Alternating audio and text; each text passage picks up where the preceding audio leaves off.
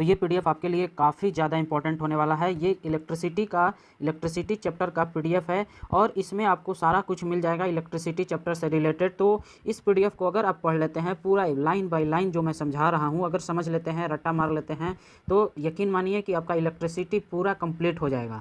तो चलिए, पहला जो टॉपिक है physics, quantities, symbols and their SI unit. मतलब कुछ क्वांटिटीज़ हैं, उनके सिंबल्स को याद करेंगे और उनके एसआई यूनिट्स को याद करेंगे। तो यहाँ देख सकते हैं वोल्टेज, या फिर वोल्टेज को ही पोटेंशियल डिफरेंस कहते हैं। पोटेंशियल डिफरेंस का सिंबल हमारा हो गया V और इसका एसआई यूनिट क्या हो गया, वोल्ट। तो आपको इसको याद रखना है कि इसका सिंबल होता है V और इसका एसआई यूनिट क्या होता है, वोल्ट।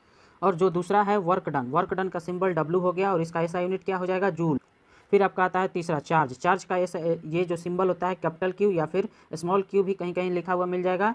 तो इसका जो एसआई यूनिट होता है कॉलम होता है, यानी कि इसका जो एसआई यूनिट का सिंबल भी याद रखिएगा कि कॉलम को, जैसे मान लीजिए कि एनर्जी को लिखना है तो 4 जूल, तो J लिखते हैं। तो J क्या है, जूल है, एसआई यूनिट है वर्क डन का, लेकिन हम उसके सिंबल को लिखते हैं, जूल नहीं लिखते हैं, 4 जूल नहीं लिखेंगे, J लिखेंगे, 4J।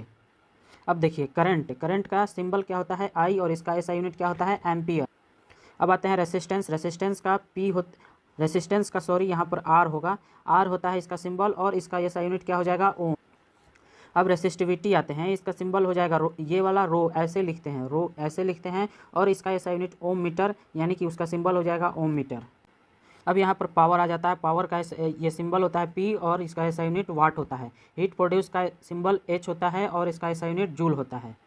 अब यहाँ पर देखिए symbols for commonly use electric component, जो कंपोनेंट है इलेक्ट्रिक कंपोनेंट उनके सिंबल। तो इलेक्ट्रिक सेल का ये सिंबल होता है, बैटरी का आप यहाँ पर सिंबल देख सकते हैं, कई सारे सेल्स को मिलाकर वो बैटरी बनेंगे।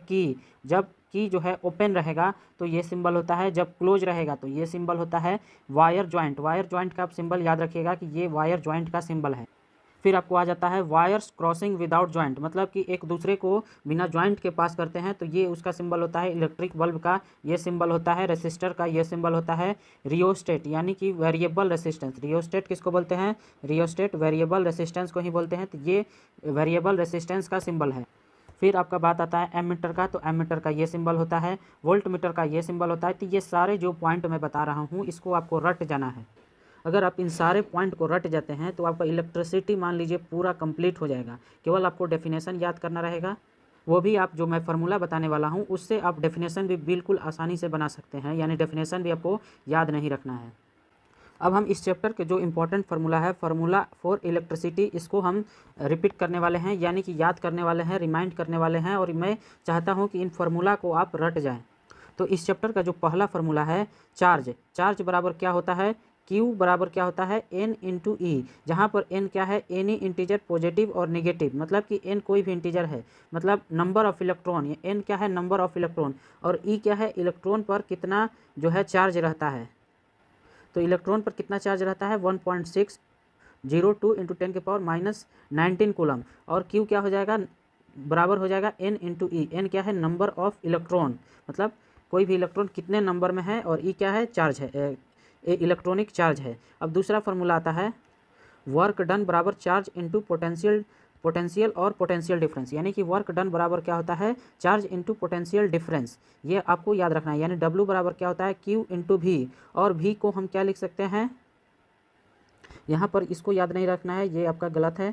और तीसरा जो फार्मूला है वो है आपका इलेक्ट्रिक करंट, यानी कि इलेक्ट्रिक करंट का ऐसा यूनिट क्या होता है, I, सिंबल क्या होता है I, और इसका ऐसा यूनिट क्या होता है, A, यानी एम्पियर। तो I बराबर क्या होता है, Q/T, तो इसको भी याद रखना है। फिर आपका आता है ओम्स लॉ का फार्मूला क्या होता है, रेजिस्टेंस बराबर पोटेंशियल डिफरेंस अपॉन करंट, तो आपको इसको भी याद रखना है, रेजिस्टेंस बराबर पोटेंशियल डिफरेंस अपॉन करंट। फिर आपका आता है पांचवा formula R equal to rho L by A. R equal to क्या होता है, R equal to rho L upon A. Rho क्या है, रेसिस्टिविटी, एल क्या है, लेंथ ऑफ वायर, और ए क्या है, एरिया ऑफ क्रॉस सेक्शन।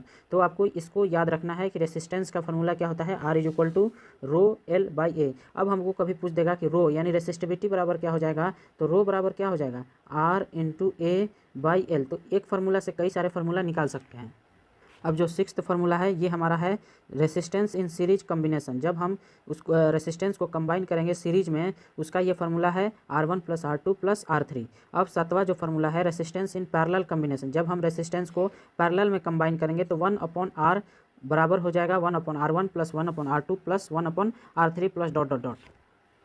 और नाइन्थ जो फार्मूला है इलेक्ट्रिक पावर, यानी कि इलेक्ट्रिक पावर क्या होता है P बराबर क्या होता है V इंटू आई। अब I को हम क्या लिख सकते हैं, V इज इक्वल टू क्या होता है IR, तो I को क्या लिख सकते हैं V बाई आर, यानी कि इससे एक और फार्मूला निकल जाएगा। I के वैल्यू को हम यहाँ पुट कर देंगे यहाँ से, या फिर V के वैल्यू को पुट कर देंगे, तो यहाँ से हमारा ये दोनों भी फार्मूला निकल जाएगा पावर बराबर।